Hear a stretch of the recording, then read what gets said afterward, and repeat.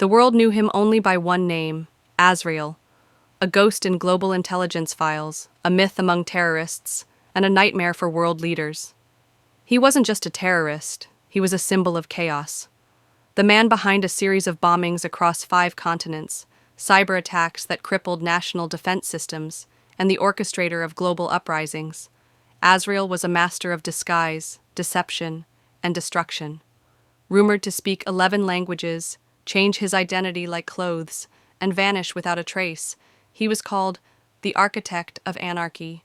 Every major intelligence agency had a file on him, none complete. No one knew his real name, origin, or even his face, until he was finally captured in a covert multi-nation operation that cost the lives of 6 elite operatives. Once in custody, the world exhaled in relief. But containing a man like Azrael demanded more than steel bars. It required a fortress built for the impossible. So he was sent to Blackstone Penitentiary, a prison so secure and secretive it didn't exist on any official map. Buried deep beneath a mountain range in an undisclosed location, Blackstone wasn't just the world's most secure prison, it was a technological fortress, surrounded by 30-foot electric fences, monitored by over 600 AI-operated surveillance drones, and manned by former military operatives trained in psychological warfare. Blackstone was designed to hold the worst of the worst. No inmate had ever escaped. Most never saw sunlight again. The facility featured biometric doors, motion-triggered lasers, and a zero-tolerance shoot-on-sight policy. Inmates were tracked 24/7 through nano-implants injected during intake. Azrael was placed in the deepest level of the prison, level Omega, a floor reserved for the world's most dangerous individuals. His cell was made of reinforced titanium, guarded by armed units 24/7, with a rotating team of AI-operated bots, ensuring he couldn't so much as breathe out of pattern. Even communication with him was restricted to voice only through encrypted speakers, with no physical contact permitted. His food was pre-screened, scanned, and delivered via robotic arm. Every word he spoke, every move he made was analyzed by supercomputers designed to detect manipulation or coded messages. So, how does a man escape a prison that wasn't supposed to have a flaw? That question shook the world one quiet morning when Azrael simply vanished. No alarms triggered, no signs of struggle, no broken systems. One minute he was there, on camera, in custody, and the next he was gone, as if he had never existed. The cell was untouched. The cameras showed nothing. The guards didn't see a thing. Governments panicked. Security agencies launched global operations. Blackstone's directors were interrogated, and conspiracy theories exploded across the internet. Because if Azrael could escape Blackstone, then no one, nowhere, was safe. And worse, what if he wanted it that way? Inside Blackstone Penitentiary, time didn't pass, it froze. There were no windows, no clocks, and no sense of day or night. The walls were cold, gray slabs of reinforced concrete lined with magnetic shielding to block all electronic signals. And in cell 0 Omega, at the very bottom of this underground fortress, lived the most dangerous man alive, Azrael. His daily routine was not just controlled, it was calculated to eliminate any possible opportunity for manipulation or escape. He woke at 0600 hours, not by an alarm, but by the shifting temperature of the room, subtly rising to signal the start of the day. A robotic voice issued instructions through an overhead speaker, emotionless and precise. Stand. Face wall. Prepare for scan. He was scanned every morning, full body, thermal, biometric, checked for any signs of tampering, illness, or concealment. Breakfast was a flavorless nutrient bar delivered by a mechanical arm through a slot in the wall, always pre-screened by 3 separate systems. Azrael never saw a human face. His only companions were the red motion sensors that blinked from the ceiling and the high-pitched hum of surveillance drones floating silently outside his bulletproof glass enclosure.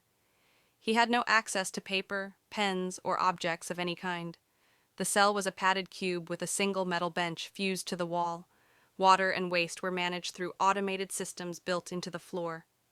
He exercised for 1 hour each day, movements restricted to a 2 square meter area, while robotic eyes tracked every heartbeat.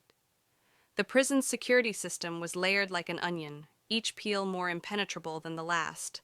Level Omega alone had 5 independent lockdown systems, each requiring simultaneous biometric verification from 3 separate AI cores.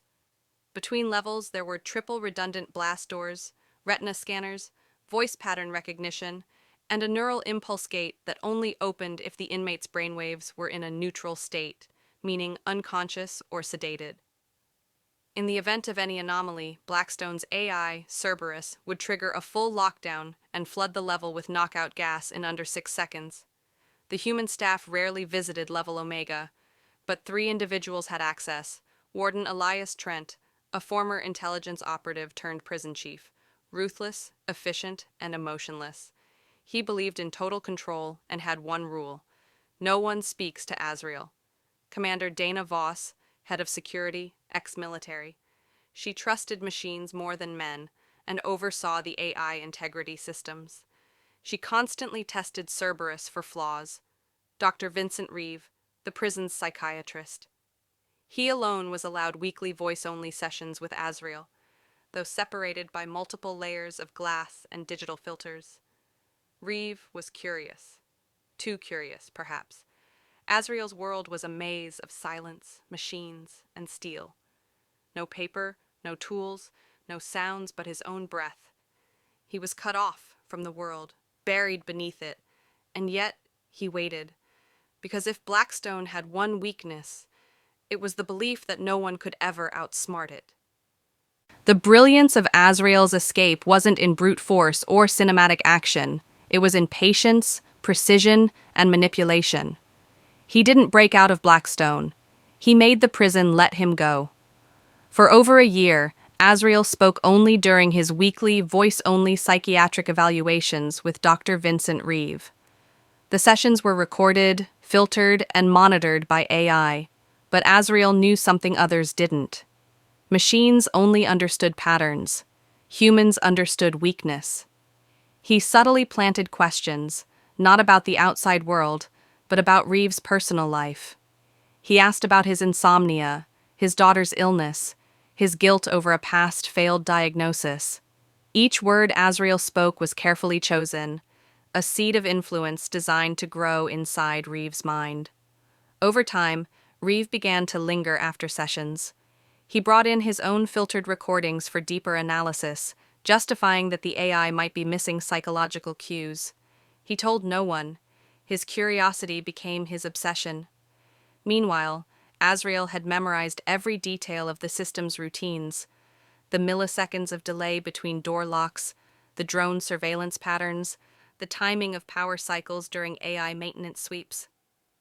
Blackstone was a fortress, but no system is flawless forever. The real breach began not with a tool, but with a code. A verbal cipher Azrael used in one of his sessions, so subtle it passed through Cerberus's emotional tone filter undetected. He said, "Repetition is the birthplace of understanding and of blind trust." Reeve didn't catch the meaning consciously, but subconsciously, it clicked. Over the next few months, Reeve became his carrier. Unknowingly, he smuggled in a corrupted data key, embedded in his own analysis files, sent to his tablet, which he used during sessions. Azrael had inserted the exploit through suggested file formats, knowing how Reeve's overconfidence would lead him to override protocols. The virus didn't crash the system. That would be obvious. Instead, it created a 3-minute visual loop, replaying old footage during live surveillance. It happened once every 72 hours, enough time for Azrael to move unseen, not escape outright, but begin reconfiguring his environment. The escape required more than hacking. Azrael needed access to physical systems, impossible unless someone brought them to him. That's where Commander Dana Voss came in. She trusted AI, not people. But Azrael had already weaponized Reeve. Through him, a falsified psych report suggested Voss's protocols were overly aggressive, triggering an internal audit. Voss had to personally respond, and during that inspection, she authorized a remote diagnostic tool to scan Azrael's chamber. It was a disguised relay node, small, unnoticed, logged as routine. But in Azrael's hands, it became the core of a personal backdoor. The final stroke of genius? Azrael disguised himself, not physically, but digitally. He injected his neural signature into Cerberus's prisoner database and rewrote it as deceased, cardiac failure during restraint. When the daily scan came the next day, Cerberus saw a dead man. Protocol allowed removal for cremation. Azrael walked out of Blackstone not in chains, but in a body bag, under full AI escort, invisible to humans, with all systems believing he was already gone. The perfect crime, hidden in plain sight. Blackstone Penitentiary, 2:17 a.m. A storm raged overhead, though no one inside the underground facility would hear it. Outside, lightning struck the mountain range housing the prison. Inside, Cerberus, the AI security system, initiated a brief system reroute to avoid a surge. A standard 45-second blackout in visual systems followed, a protocol so rare it was only tested once a decade. Azrael had been waiting for it. 3 weeks earlier, he had timed the blackout's arrival using hacked access logs. It wasn't just chance, it was engineering. That same storm? Manipulated via subtle sabotage to local weather control systems by a digital signal piggybacked through Dr. Reeves' diagnostic updates. Even nature had been pulled into his plan. The moment the cameras looped, Azrael acted. Still presumed dead, his body was sealed inside a reinforced containment bag, set for incineration at processing level 1, 14 stories above. The bag was placed inside a sealed drone carrier. Normally, it would fly directly to the furnace chamber, but his virus, uploaded days earlier, rerouted it mid-flight to an unmonitored maintenance shaft during the blackout window. Inside the bag, Azrael flexed, barely breathing, heart rate slowed by a beta blocker patch he had smuggled from Reeves' medical files. He tore through the bag's lining using a small blade hidden in his dental implant, planted there before his capture, undetected by scanners due to its ceramic composition. He dropped into the shaft. Challenge number 1, ventilation corridor lockdown. The shaft sensors were motion-triggered, but his virus triggered a test sequence in that specific corridor, disabling sensors for 90 seconds. He crawled through suffocating heat and rotating blades meant to grind any moving object. One misstep and he would be shredded. He timed the blade rotations perfectly, counted them in the dark. 1 pass, 2 pass, jump. He made it through, barely. His leg grazed one blade, tearing his suit and causing a hairline cut. Blood, a mistake he hadn't planned. Challenge number 2, unexpected inspection patrol. He emerged into maintenance subsection C, scheduled to be empty, but the storm had triggered a systems diagnostic team, 2 guards and a tech. Azrael ducked into a supply closet where he found a discarded technician uniform. He knew every corridor blind spot, every angle unmonitored. He walked past the team, head low, visor on, carrying a fake ID card printed days earlier using Reeves' hacked credentials. "Diagnostic scan clear?" one guard asked. Azrael nodded. Didn't speak. Reeves' voice file wouldn't pass vocal match. The guard didn't question it. He waved him through. Final breach, security gate Alpha 1. The last door before the surface wasn't digital. It required a live retina scan and a guard escort. Azrael knew that. He needed a guard's eye, literally. But instead of violence, he relied on his virus. When the guard checked the system panel, a fake command-level override flashed across the screen. Believing a protocol test was in progress, the guard scanned his retina and stepped aside. As the door slid open, Azrael stepped into the freezing night air for the first time in years. No alarms, no alerts. Cerberus still believed he was already dead. Blackstone's greatest asset was also its greatest flaw, overconfidence in its own perfection. And by the time anyone noticed, Azrael was already gone. It started with a routine systems check. At 8 a.m., a Blackstone technician reviewed the logs from the previous night's incineration cycle. The system showed deceased inmate 0 Omega, successfully cremated. Everything appeared normal until the technician noticed one small inconsistency. No temperature spike had been recorded in the furnace logs. Within 12 minutes, the report reached Warden Elias Trent. At first, he dismissed it.